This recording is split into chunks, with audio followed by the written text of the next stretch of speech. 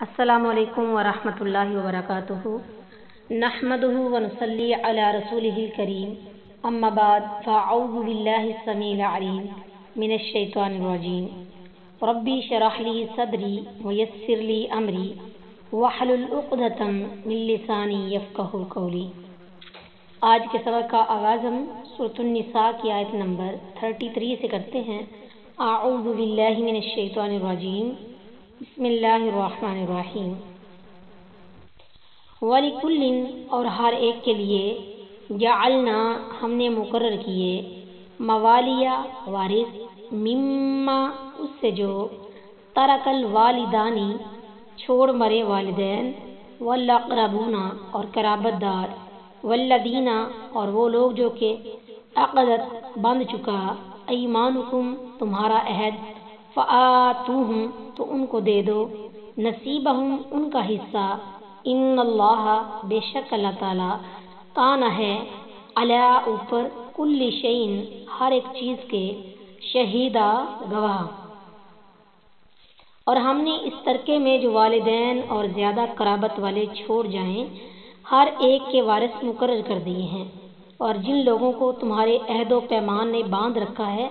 انہیں ان کا حصہ دو، بے شک اللہ ہمیشہ سے ہر چیز پر حاضر ہے۔ وَلِكُلٍّ جَعَلْنَا مَوَالِيَ، اس آیت کریمہ کے پہلے حصے میں اللہ تعالیٰ نے یہ خبر دی ہے کہ مرد ہو یا عورت، ہر ایک کے ورثاء اور رشتہ دار ہوتے ہیں جو اس کے مرنے کے بعد اس کے وارث بنتے ہیں۔ آیت کے دوسرے حصے یعنی وَالَّذِينَ عَقَدَتْ أَيْمَانُكُمْ فَآتُوهُمْ نَصِيبَهُمْ کا مفہوم یہ ہے کہ تم نے جو حلف یا معاہدہ کسی کے ساتھ کیا ہوا ہے وہ اس کا حصہ بھی اسے دو۔ ابن عباس رضی اللہ تعالیٰ عنہ بیان کرتے ہیں کہ یہ اس وقت کی بات ہے جب مہاجرین مدینہ آئے تھے اور رسول اللہ صلی اللہ علیہ وسلم نے مہاجرین و انصار میں بھائی چارہ قائم کر دیا تھا۔ انصاری کا وارث اس کے رشتہ داروں کے بجائے مہاجر ہوتا تھا۔ پھر جب یہ آیت نازل ہوئی وَلِكُلٍّ جَعَلْنَا مَوَالِيَ، تو وہ وراثت جو مہاجرین اور انصار کے درمیان قائم کی گئی تھی منسوخ ہو گئی، اور پھر فرمایا والذین عقدت ایمانکم سے مراد یہ ہے کہ نصرت، اعانت اور نصیحت کی صورت میں انہیں ان کا حصہ دو، کیونکہ میراث سے ان کا تعلق ختم ہو گیا ہے۔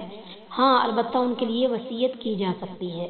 بخاری التفسیر باب وَلِكُلٍّ جَعَلْنَا مَوَالِيَ، حدیث نمبر 4580۔ مولانا محمد عبدو لکھتے ہیں کہ آیت میں موالی سے مراد اسبہ ہیں، اور اسبہ کی وراثت میں الاقرب فالاقرب کو اصول مقرر ہے، یعنی اول سب سے قریبی، پھر دوسرا، اور ایک حدیث میں ہے فلا ولی رجل ذکر کے الفاظ ہیں، یعنی اصحاب فروض سے جو کچھ بچ جائے گا وہ اسبہ میں سے اس شخص کو ملے گا جو میت کے مردوں میں سے سب سے زیادہ قریب ہوگا، اور اس پر علماء کا اجماع بھی ہو چکا ہے، جیسا کہ فتح الباری کے صفحہ نمبر جلد نمبر 7 اور صفحہ نمبر 294 میں، المحلہ کے جلد نمبر 9 اور صفحہ نمبر 261 میں، اور احکام القرآن للجساس کے جلد نمبر 2 اور صفحہ نمبر 224 میں ہے۔ الرجال مرد، قوامون حاکم یا نگران ہیں، علی النساء عورتوں پر، بما اس لیے کہ فضل اللہ فضیلت دی اللہ تعالیٰ نے، بعدہم ان میں سے بعض کو، علی بعد بعض پر، وبما اور اس لیے کہ انفقوا انہوں نے خرچ کیے ہیں، من اموالہم اپنے مال،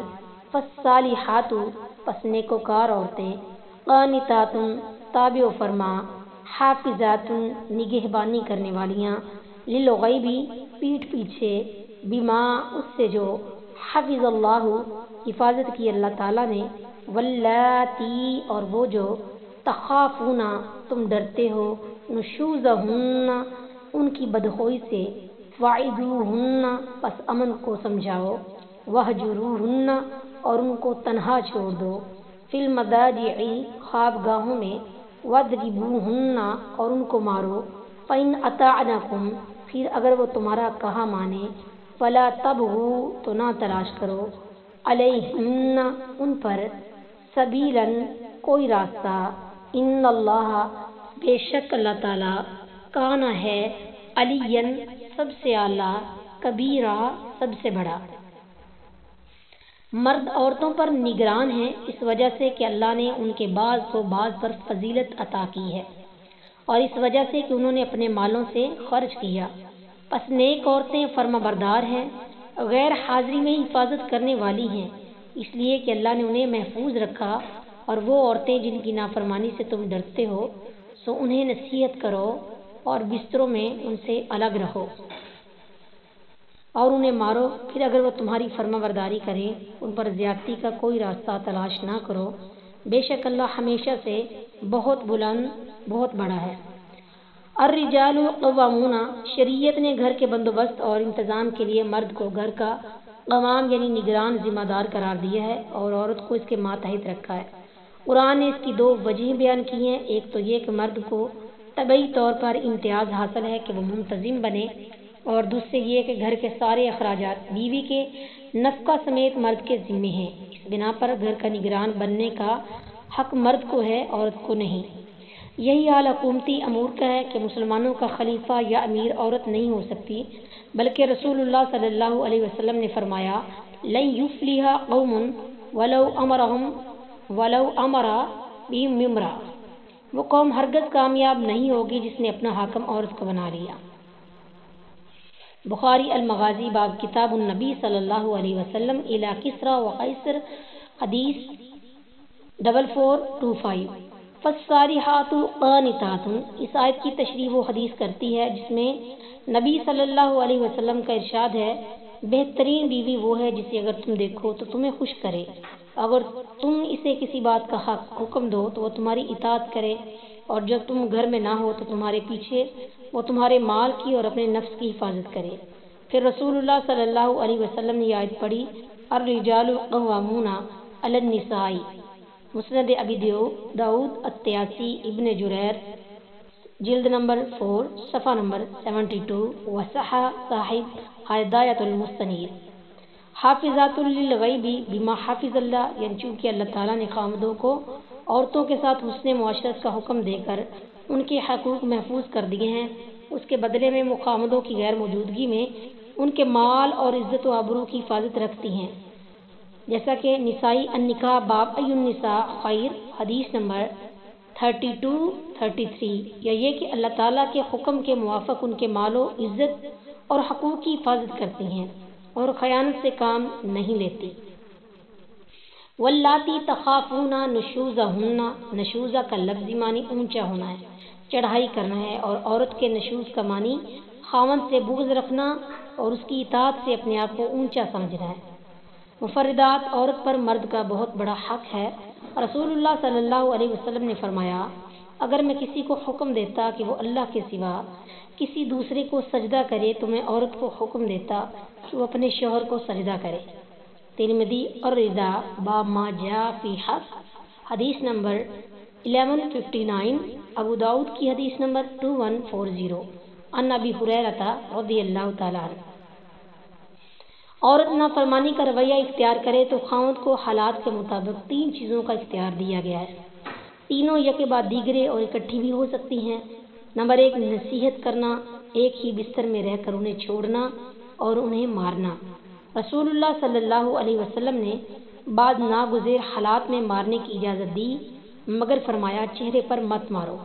اسے بدصورت نہ کہو اور اسے مت چھوڑو مگر گھر میں۔ ابو داؤد النکاح باب فی حق المرأۃ علی زوجہا، حدیث نمبر 2142، عن حکیم ابن معاویہ رضی اللہ تعالی عنہ۔ اسی طرح ایسی مار سے بھی منع کیا جس سے سخت چوٹ آئے۔ مسلم الحج باب حجۃ النبی صلی اللہ علیہ وسلم، حدیث نمبر 1218، عن جابر رضی اللہ تعالی عنہ، اور فرمایا تم میں سے کوئی اپنی بیوی کو اس طرح نہ مارے جس طرح غلام کو مارتے ہیں، پھر دن کے آخری حصے میں سے جمع کرے گا۔